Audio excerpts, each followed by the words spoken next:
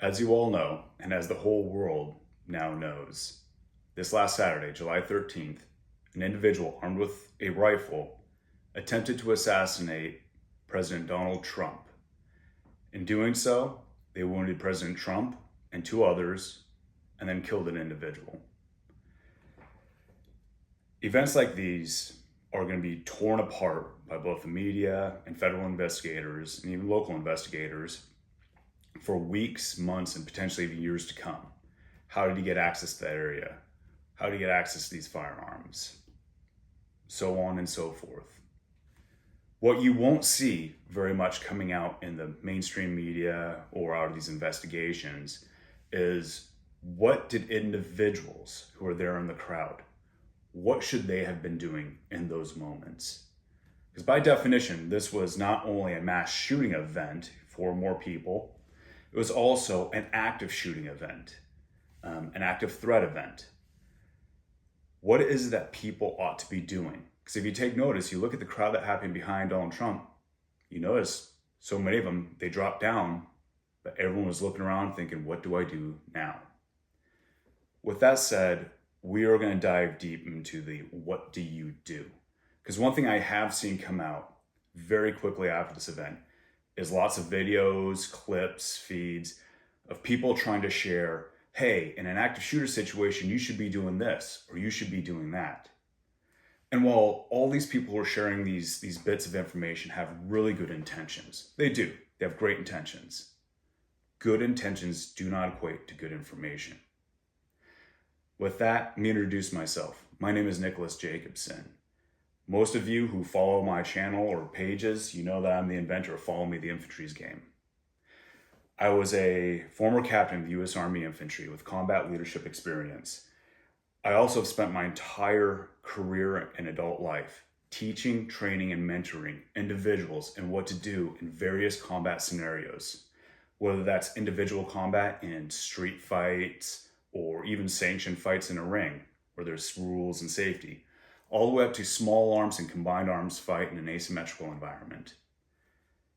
What is it that you as an individual should be doing is what my entire focus in life has been pushing towards. With that, I'm going to talk to you deeply about what you should do. Because as part of my career, I had an opportunity to be in a very specific and scary scenario, public education. What is it that people in schools, students and staff, what should they be doing in active shooter, active threat events? Back in 2016 is when I was originally hired into a public school district, and my then supervisor gave me the task of, hey, we need you to come up with a better solution to what to do in active shooter events. Currently, we're using the federal government's model of run, hide, fight. And while there's some benefits to it, we know that it's lacking in information and we want something different. So with that, me and one of my then coworkers and close friends and also fellow infantrymen, we got to work and we started developing a program that we ultimately taught to a school district of almost 20,000 students and more than 3,000 employees. We were then invited out to many different community places, whether it's local government buildings, other school districts, public places, public libraries. We were invited out hospitals. We were invited out to come and teach them what do we do in these scenarios. We eventually started getting invited out to conferences to teach what we had to emergency managers, other emergency responders, local and federal law enforcement. We started pushing this program.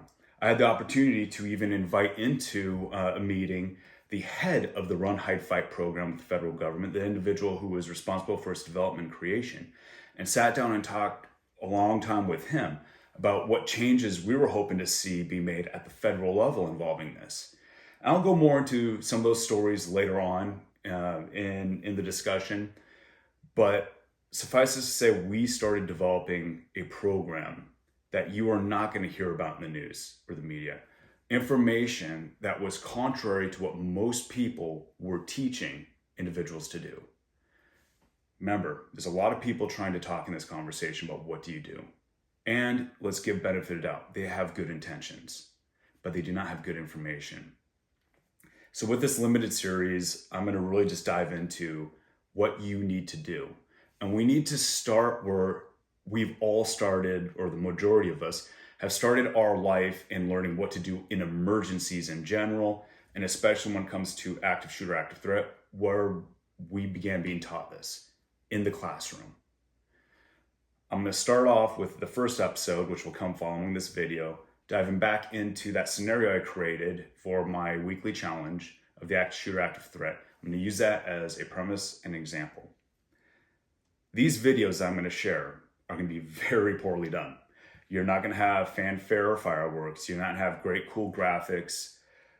I would rather just get you the raw core information, bottom line upfront stuff, and then we can see about developing cooler graphics at a later date and time. So bear with me. We're going to go through this series. They're going to be given to you in small chunks. Please put your comments, thoughts, and feelings in the comment section. Just realize that there will be a time and place for things like the what if scenarios. As you go through this series, my hope is that most of those questions, concerns are actually addressed in them. But I will develop a couple of videos following it to be specific to what if, and even follow-ups to a lot of people's questions and statements of, well, what if this, what if that? So thank you. Keep posted. I'm going to start releasing these videos as soon as I have them produced.